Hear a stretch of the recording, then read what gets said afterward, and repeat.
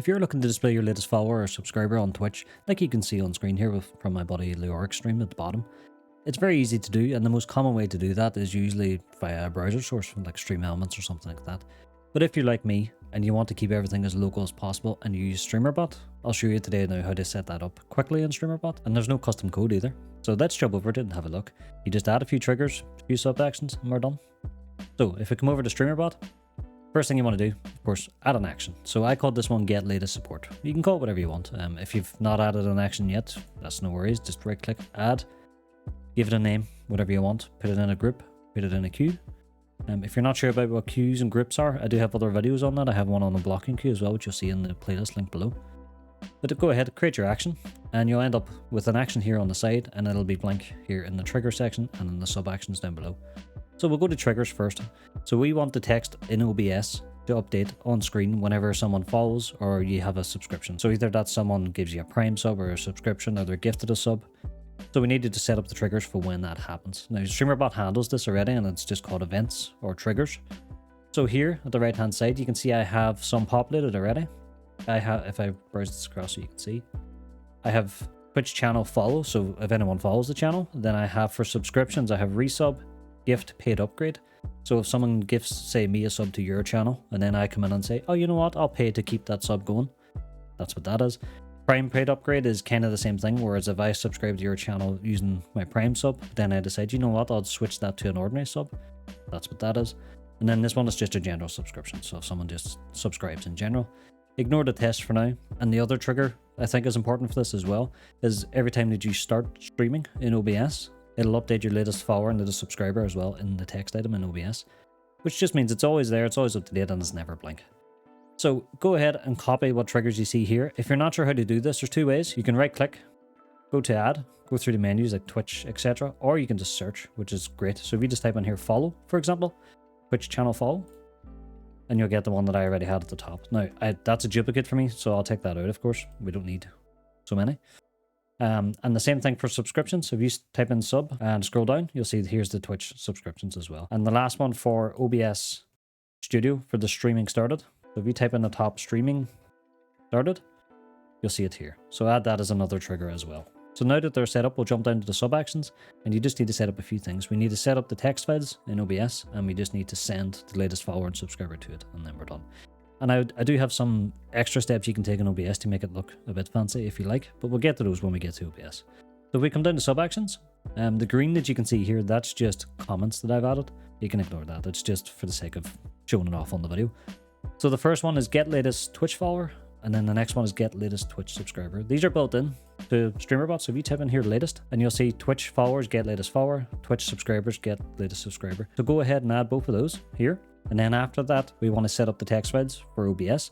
Now I have pre-set up some text files in OBS as a source, and I'll show you that now shortly. But for now, in here, if you type in GDI text and choose this one, OBS Studio Sources set GDI text. So it'll ask you for your connection, which is just your OBS. So you'll likely only have one option in here, or you can leave it as default and it'll use whatever one is active.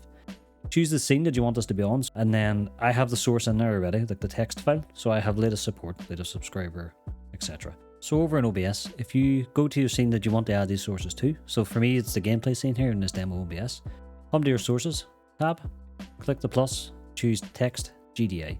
So for now, just give it a name and click OK. And create two of these. So I've created one for the latest sub, and I've created one for the latest follow. There's an important step to doing this though, because as you know, people's usernames can be really long or like incredibly short. As short as 6 characters, I think, on Twitch. So right click both of these once you've created them, and you want to go to transform, edit transform. And here you want to change a few important options. So you want to change the bounding box type. So basically think of this as it'll keep the box to a certain height. It'll never go off your screen if a name is really, really long. So change it to scale to inner bounds. And when you do that, choose center left for both of these, or bottom left. Either or works. Center left is usually the neatest. And then for the bounded box size, I found the sweet spot is 400 width by 50 height in pixels. So set that for both of these boxes. And you can see if I click on them here that they are highlighted at the moment, but they're empty, which is fine. So if we jump back to Streamerbot, it'll make a bit more sense. So back in Streamerbot, if we come over now to the triggers, I said to you earlier to ignore the test trigger. So what I'm going to do is right click this and test that trigger. And if we quickly jump back to OBS, the text sources have now updated. So we can see that the latest sub at the top is Sierra Kilo, and the latest follower was Marcus. Now, how we set this up in Streamerbot, I told you earlier to leave the text source empty when we were doing that. So quickly jump back to Streamerbot, we'll do the last step, and then we're all finished. So come back to the 2 text files in the sub actions, double click on each one, and you just want to choose the text source that you set up. So for me, it's the latest follow, and in here, you want to paste this in.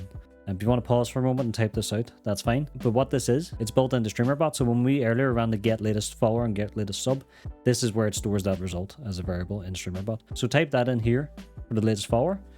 And once you've done that, click OK. Come to the latest sub text file. Choose the text file that you created in OBS.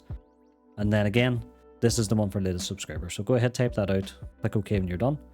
And at this stage, if you test one of these above, so if you come to follow, for example, right click and simulate, and do the same for a sub, you should see them now populate in OBS. Now with that said, I did say earlier that there is a way that you can make them a wee bit more fancier, or at least a bit less boring to look at.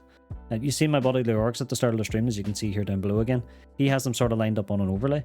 You can do that, you can feel free to move them about in OBS, but if you want to just put them on a screen and have them say move about, that's very easy to do in OBS, and it's built in, so there's no extra crazy steps that you have to do. So we jump back to OBS. And if you right click on either of the sources, so right click, go down to filters, and in here you want to add an effect filter. So if we come to the plus, choose scroll, and just call it scroll, that's fine. And you'll notice now if I change the horizontal speed, let me zoom out actually so you can see this properly. That text will now start to scroll, which is pretty cool. So we'll set, that's set as 168, so we'll leave that alone. And you'll see now this is starting to scroll. You can do the same thing for this one as well. So for latest sub, you can right click, go to filters, add a filter, go to scroll. It can have the same name, that's fine. You could have it going the other way if you really wanted to. Now you could also take this further. If you do have some plugins installed as well, like the Move plugin for example, you could easily animate these to come into the screen whenever someone follows or subscribes, and then to hide again after a set amount of time. If you want to see something like that, let me know. But that pretty much covers it. This is a way to track those latest events locally in Streamerbot. It is a bit more in depth than using the likes of a Stream Elements overlay, for example, which is very easy. And if you just want the easiest path forward, I'd say just do that. My buddy Leoric actually has videos on this channel. But if you want to keep everything local in Streamerbot, this is the way to go. So if you did like this, please let me know. Leave a comment.